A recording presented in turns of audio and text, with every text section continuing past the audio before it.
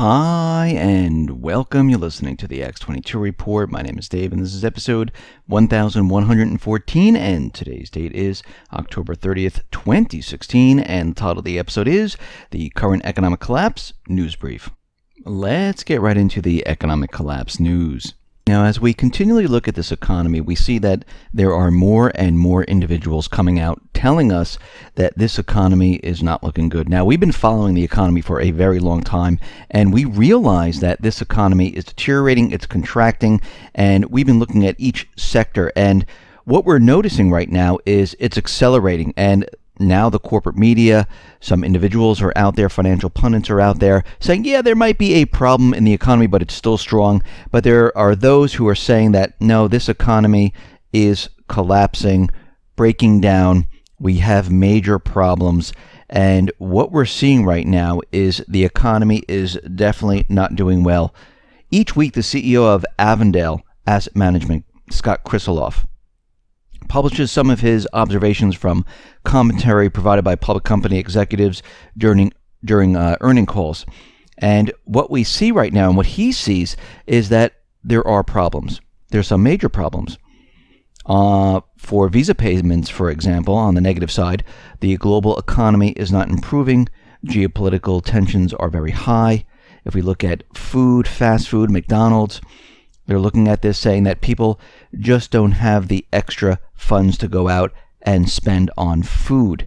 And we can see right now that as more and more people lose their jobs, it becomes more and more difficult to go out and purchase these type of items. And we can see that the Restaurant Performance Index is actually showing this, that individuals are looking at this saying, you know something, I don't have the funds, I don't have the money, I'm not just going out and purchasing food. I'd rather go and maybe purchase food in bulk. This way I can save some funds. Caterpillar, well, they are noticing that there's a decline for construction in North America. And the problem that they find themselves in is that it's not getting better. And things are actually getting worse. And they're noticing that this is not going to, get any better anytime soon. United Technologies, new equipment orders on sale basis in China are down by 10% during this quarter. And they're saying it's a very tough market right now because when they look around the rest of the world, it is not strong whatsoever. It is getting worse and worse as time goes on.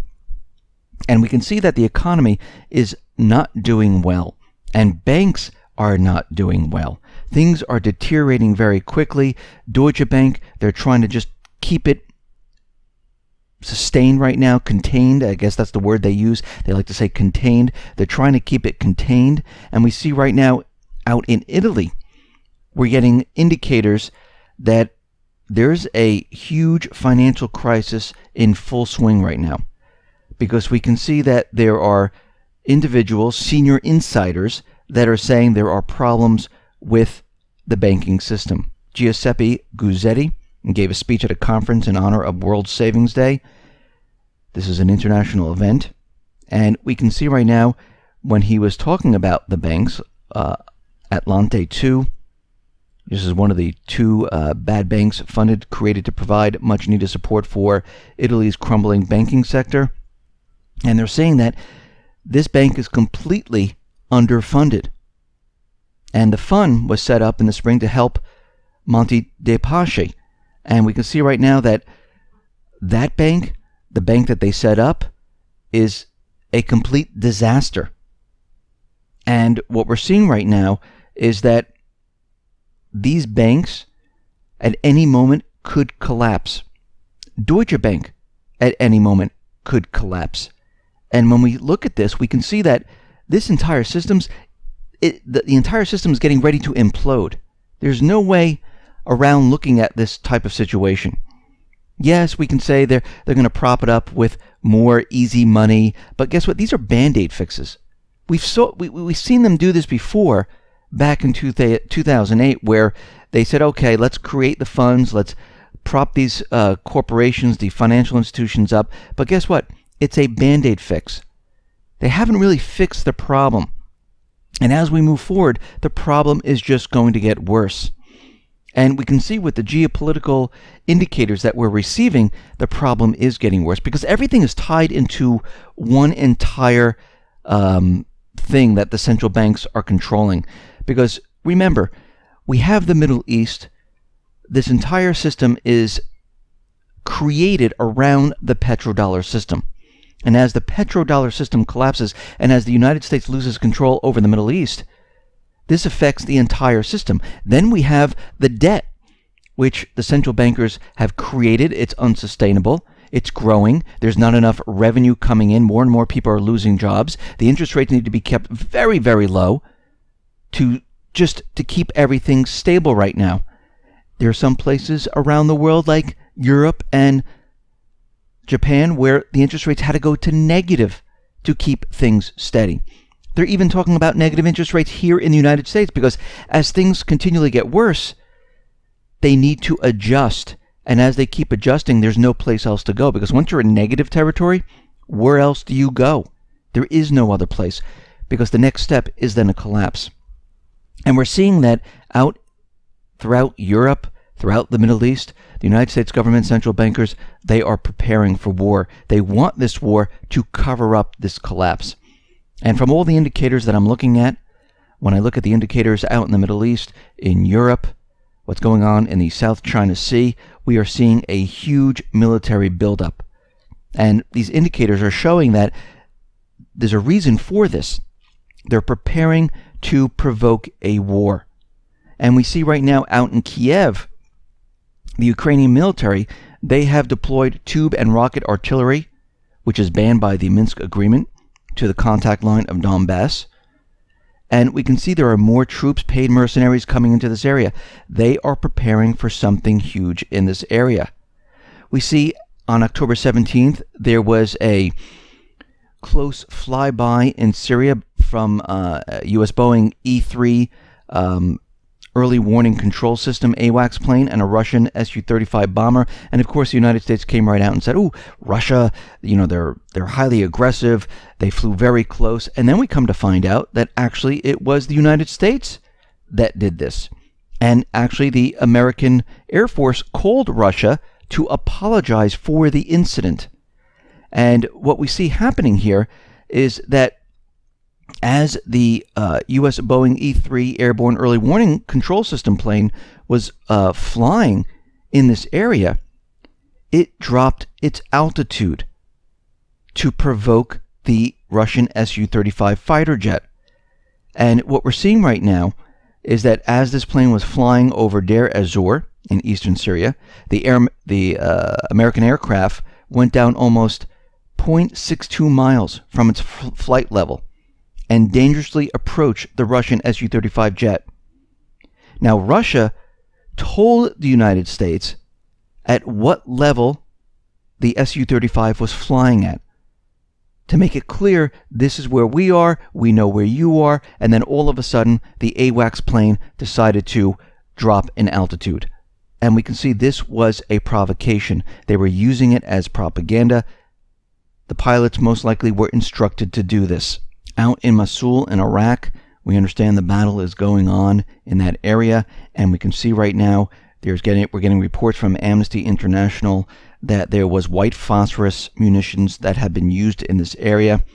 And what they're saying is that most likely it came from the coalition forces because the dispersal pattern appeared to resemble the US-made 155mm M825A1 projectiles.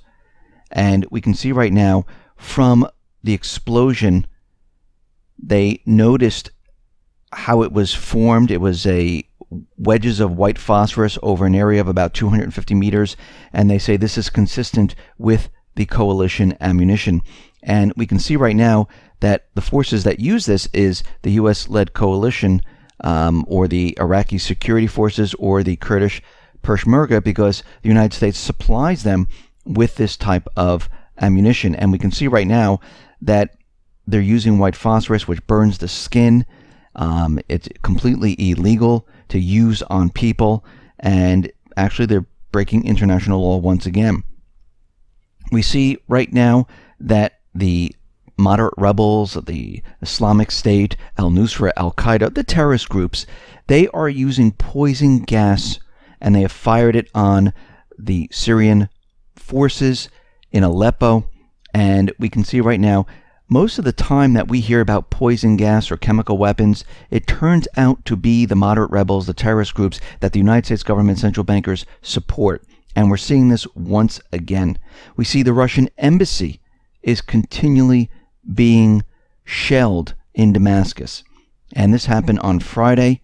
2 mortar shells came from the moderate rebel terrorist area, and they are sending Russia a message. Now, we have an update in Turkey where we had a travel advisory. And what they're telling the families right now in Istanbul is to leave that area. And they're asking families, government workers to leave the area. Now, Erdogan is trying to enact the death penalty for dissidents. Now, they got rid of the death penalty back in 2004 when they tried to seek out accession to the European Union. But now it looks like he's trying to bring it back. And we see right now there are many things occurring all here at once. We understand the United States government central bankers, they are starting the offensive in Aleppo. They brought the Islamic State from Mosul into Raqqa, then into Aleppo. Of course, they morphed into the other terrorist groups, or the moderate rebels, whatever they want to call them, to make it look like, ooh, we don't have the Islamic State here.